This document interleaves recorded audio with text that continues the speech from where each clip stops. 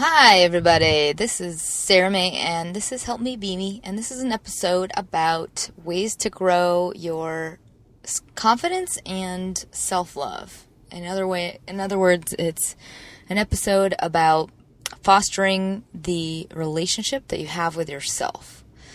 Because a lack of self-love can translate into a whole slew of issues, and more importantly, you might not even know that you're suffering from a lack of it. For example, you might be tolerating behavior that's abusive, but you have absolutely no sensitivity to it because it's just an average experience in your frame of reference. When you grow your confidence, it's like growing a special pair of cloud shoes. Like you can float above it all, and in every area of your life, things just stop getting to you. It's like you're coated in like Teflon, or things don't bring you down like they used to, and you just rise above external factors because you have yourself. And that relationship is the most powerful relationship you have in your life. So I'm going to give you a couple of tools or practices, I guess, that I think will help, or I hope they'll help. So, numero uno, treat yourself with sweetness and respect.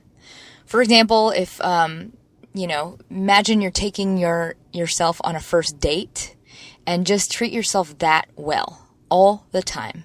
Like little things like if you're working and you're cold, get yourself a jacket. Don't make yourself sit in the cold or be uncomfortable. Take care of your body and your needs, like even in very small ways. Another example is eat what you like. Don't abuse yourself and make yourself eat stuff that is not enjoyable to you. Like it negates your enjoyment being a factor in the decisions you make in your life. I also like to plan little dates for myself. I think it's a good way to kind of practice this that takes the edge off of it, I guess. So like plan a little date night for yourself. Plan to have like a bath or whatever it is that you know you love. Do all of those things and like pamper yourself and make it into kind of a ritual. So if you're feeling like low on your self-confidence meter, plan a little date night for yourself. Pamper yourself. Make yourself feel good physically. Okay, tool number 2. Aspire to be your best, even in the tiniest details. So little things like making sure you have clean socks on, or feeling good when you walk out the door because you're wearing your favorite outfit. Things like that go a long way if you do them consistently. So it can be difficult to maintain, but try. Try to act as your best self in all ways at all times. Because once you break that habit, when you're alone, it's almost like you're subconsciously telling yourself the, quote, truth of who you are. So be kind to everybody all the time, even when people are rude to you. Act as your best self as though you're on camera, or as though you're, being broadcast to the nation on live television. Act that responsibly about being your best self wherever you happen to be, because that will translate to how you feel about yourself so quickly. Like it's dramatic how quickly that just becomes who you are at your resting state. Tool number 3, be nice to yourself verbally. And that means you basically treat yourself as you treat other people, or I would say if you don't treat other people nicely, that's also going to affect how you feel about yourself. But how you treat yourself, even in your thoughts, it informs how you feel about who you are. So as a way to kind of check up on yourself, if you can't tell, sometimes we don't even notice when we're not nice to ourselves with our language because it's like fleeting thoughts. There's so many of them. Try writing down for 1 week everything you think or say aloud about yourself. Anything, even if it's a joke. I suck at blank, or even those little casual things. Just keep a tally of all of the things you say in reference to yourself. And if you start to recognize anything even subtly negative, or if there is something obviously negative, decide on an alternate phrase that you're going to replace it with. Like directly trade it out. For example, and it could be really subtle, and it'll still have a negative effect on you and how you feel. It's almost like bullying yourself. For example, I used to say in my head, if I was obsessing over something I didn't want to think about, I would say stop it in my head, and that felt bad. Over time, it felt bad, so I shifted it to stay here. And that one works really well. And it's also just like a much nicer way to say that. So be nice to yourself verbally. Tool number 4, accept and embrace what is out of your control immediately. I think a lot of us suffer from our own hand when we punish ourselves with regrets. And regrets are completely unnecessary, and they do not serve us. And they're furthermore abusive. So decide ahead of time to accept each and every future event. Just try your best and accept the outcome regardless of what it is.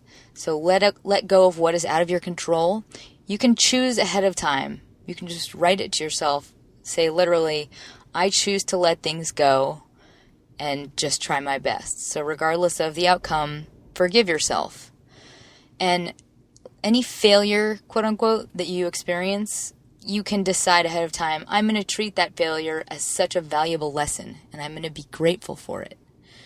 And I think the only thing you can measure yourself by ever is whether or not you tried your best. And if you don't, you know you will do it the next time. You can decide you will do it the next time.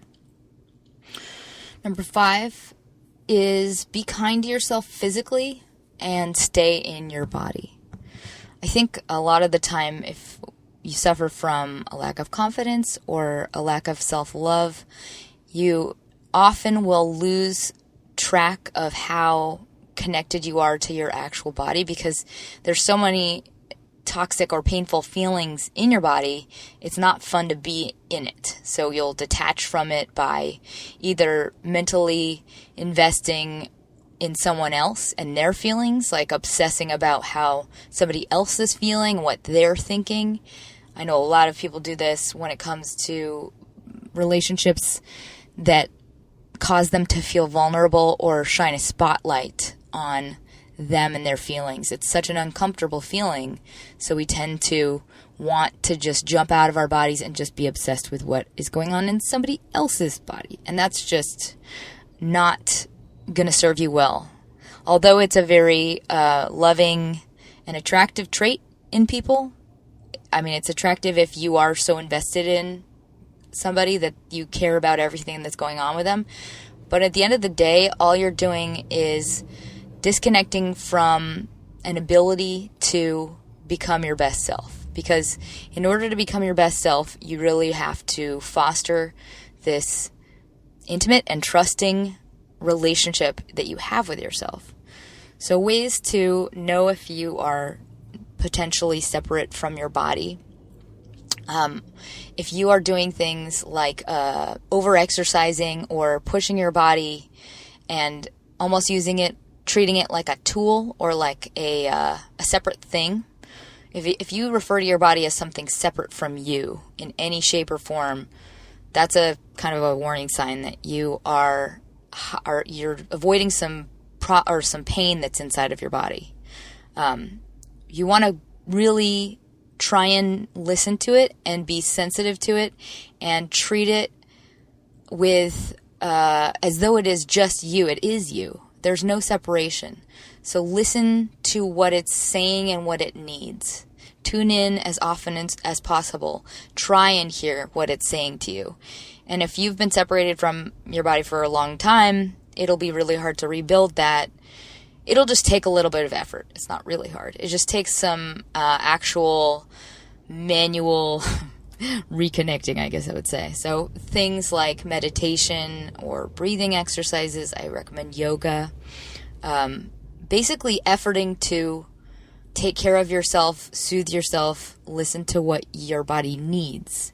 And if you can't hear it and you're still doing all of those things, it's likely because the noise in your head, just the busyness of everyday stuff is just clouding it. It's drowning it out, which I would say, again, do something that requires your brain shuts off. So things like meditational breathing, even slow, deliberate breaths. Just focus on emptying your brain and listening to the sound of your own breath.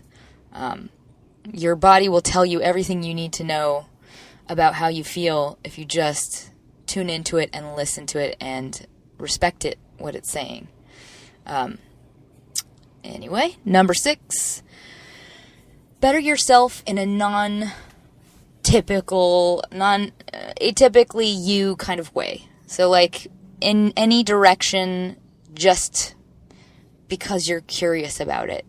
I know it's usually the case when you're in your adult years, you don't invest in something unless it's going to further your career, or you don't take a class unless you have to. But if you can think back to when you were a kid, when we were growing up and you got to learn something new or try something just to see if it was fun or if you were good at it, you felt like a star. You would leave, you'd run home and just be so excited to share something new that you grew in yourself. And you can do the same thing as an adult. And it really goes a long, long way in just putting you on the fast track to personal growth and confidence. Just try, I would say, enrolling in a class or taking on like a new lesson of some sort, and just choose something that aligns with anything that you like. Even if it's the tiniest, like, I was always curious about learning French. Whatever it is, just better yourself in a new direction just for you. Number 7. This is one I like to do once in a month maybe, or once every couple of weeks with my man. You write 10 things, or say aloud, write a list of 10 things you are great at. And it can be uncomfortable if you're not used to boasting your qualities. It can feel really, really awkward at first. But it's partly just because there aren't many reasons to do that in your everyday life. So other than when you're asking for something like a promotion, there's never going to be a circumstance where you would be forced to think about those things. But when you do that, you actually reveal to yourself things that you never thought about or put a spotlight on. Like, it's almost like you discover that you have a muscle just by being asked to look for it. And it can also just be a great way to foster that bond you have with yourself. Number 8, do not allow others to step on you, and basically speak up. Use your voice and grow yourself. Assume you have the right to speak and be heard, and challenge yourself to stand up for your opinions. I mean, if you are the type of person that does this already, you can ignore this number 8. But if you're the type of person that hears that little voice deep down that says, like, I think I should say this, but you ignore it because you don't want to speak up, that is hurting you by telling you that your voice doesn't matter. Like, you're subconsciously telling yourself that your opinion is not valid. And in general, your voice is so important and such a important thing for you to foster and embrace and grow and push yourself to use in ways that sometimes won't make you feel very comfortable. I think ahead of time, if you can write it down in your journal or wherever it is you write notes to yourself, just decide ahead of time you're going to let go of the fact that you might be embarrassed. You're just going to decide ahead of time. You're going to embrace it no matter what, and that you probably will be embarrassed, or you probably will feel weird, or people will probably, say something to make you feel stupid, but let it go ahead of time and decide you're not going to care. Because it's one of those things that once you get used to it, and you get used to kind of feeling uncomfortable or embarrassed, it takes all of the power out of it, and then suddenly you have this other new superpower or this other new muscle that just grew, and you're like, wow, I can use this in so many other ways. And you reveal to yourself how fearful everybody else is in comparison. It's like the most amazing vantage point to gain. Nowadays, when I get that feeling of nervousness, I actually embrace it, because to me, it's a sign of some new growth on the horizon. Like if I get really nervous, I'm like, wow, something awesome is about to happen, and I don't know what it is yet, but I'm about to become something greater just because of the anticipation of this new experience. And it'll become true in your experience if you get in the habit of pushing yourself into areas that are a little bit intimidating. It's like you'll get used to it to the point where all of a sudden it'll be rare when you feel that nervousness. I sound like I'm bragging. I don't mean to be bragging. It's just I used to be very, very terrified of public speaking, and also of, I guess, speaking my opinion. And now I don't have that problem at all, obviously, because I'm podcasting. Okay, number 9.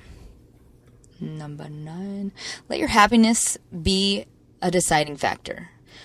And that just means decide things in your life based on what will make you happy. And that doesn't mean things that you should do. It means, what do you want to do based on investing in your best interests long term? Like, I don't mean like invest in making yourself happy by eating ice cream at night. It's more, what are your highest goals for yourself? What are in your best interests that will promote your happiness long term? Decide things in your life based on that. Not based on what other people want you to do, or want you to do. But just cater to your happiness even when it comes to responsibilities, because at the end of the day, you get one life. It's not long enough that you should be suffering for money. You shouldn't be suffering for anything. It's not necessary. You don't have to live a life that makes you unhappy. You can find a path that accommodates all of you. It'll just take a bit of thinking on it. But I would say it also decide ahead of time that there's no such thing as a correct answer for you. The only correct answer, like if people try and tell you that you should be doing something differently or that you shouldn't make certain life choices, the only correct answer can come from you. And that's because it's your life. You're the only one that can decide it and what you're supposed to be doing with it, period. It's the only person that's going to live that life is you. So let go of what anybody else thinks you should do. Because holistically, as a person, you will do better in your life if you are deciding to do what rewards you as a person.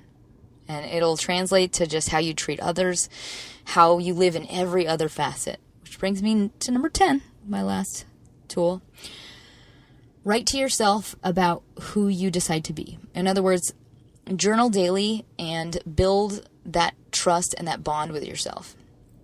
So when we're not confident, we believe the words of others over the words of ourselves. And that's because we just don't know. It's because you don't have a relationship or an awareness of yourself. You have no gauge.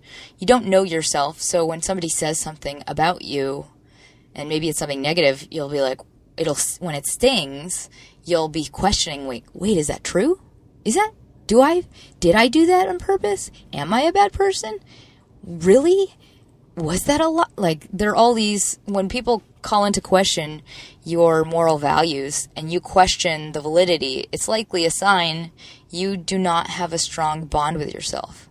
Because when you have a strong bond with yourself, no one can shake it. If someone calls you a cheater or a liar or whatever it is, whatever terrible thing you can think of, it will never ever strike a sore spot because you know deep down that it's not true. There's no one that could convince you of it because you know yourself. You are your own best friend and you've got your back in all situations and no one can topple it. And that is like the best feeling in the world. So back to my journal tip. I think you should journal daily as a rule, just because it'll speed up the personal growth that you want to create so dramatically. And it's partly because you are able to formalize any thoughts you have in print form, and just being able to see them in front of you is so powerful because it makes it real. It's like a lot of us dismiss those thoughts that we might have as you don't really think that though. It's fake, or it's not a genuine. You don't really intend to be a good person. Like they're so easily dismissed or mistrusted when they're just fleeting thoughts. But when you write down to yourself, I want to be blank, you mean it because you get to decide it. I mean, you are you. You decide who you are. There is no other person that gets to decide it for you, period. So if you want to create personal change in a positive direction, journal. And I recommend one of the practices I do every day is I write, just reconfirm like your I am list. And that's basically like 5 to 10 adjectives that describe who you are deep down at your core. So basically who you are aspiring to act as.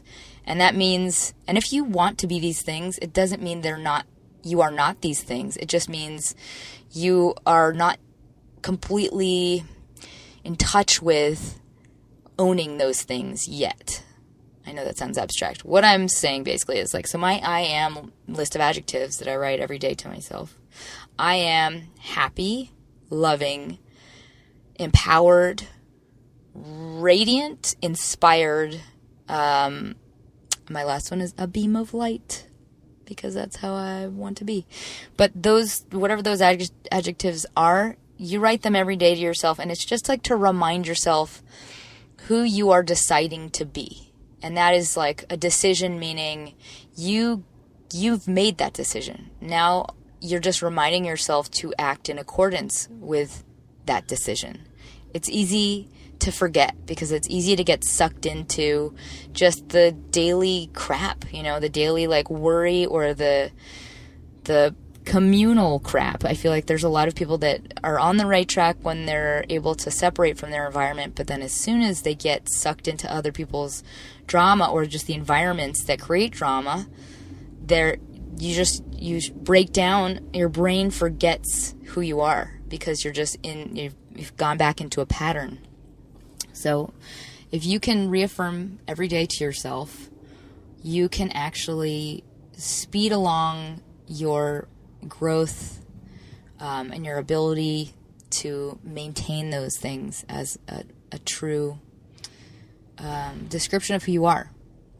I think many of us get to a point when we just separate from ourselves. We don't trust ourselves. We don't believe ourselves or believe that we're good. And I think it comes from a lot of different things.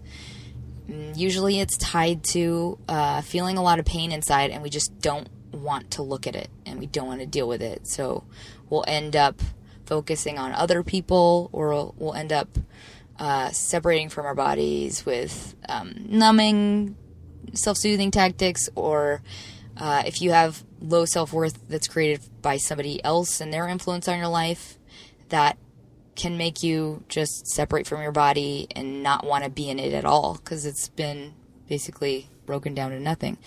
But I will say in closing, if you feel like this is at all not that important, or that growing self-love is trivial or it's selfish, know that building your confidence in your relationship with yourself translates into every other area of your life times a million. Like it literally puts you into a whole new life. And in that life, everything is possible. You are completely capable of anything you want to do you have yourself to fall back on. It's like you don't have to worry. It's like growing a super you into a super you. And you can take more risks, and you can achieve more, you can help more, you can be more supportive to others, because you have yourself to rely on, and you can rely on your judgment. It's like you don't have to second guess yourself ever. You can just go for it. Like, think of it like two rock climbers on a mountain face. And when you grow your relationship with yourself, it's like you have bigger muscles and you can climb higher and you can carry the weight of others and you can help them get to the top with you. And anyway, I digress. But you are the best investment that you can make, and it is worth 1,000,000 times more to invest in yourself than it is to invest in anything else, any stuff. So I would hope that you do it for yourself, because it's such a great feeling, and it'll make you into such a happy person, which is what I would like. So be good to yourself, and don't forget to smile.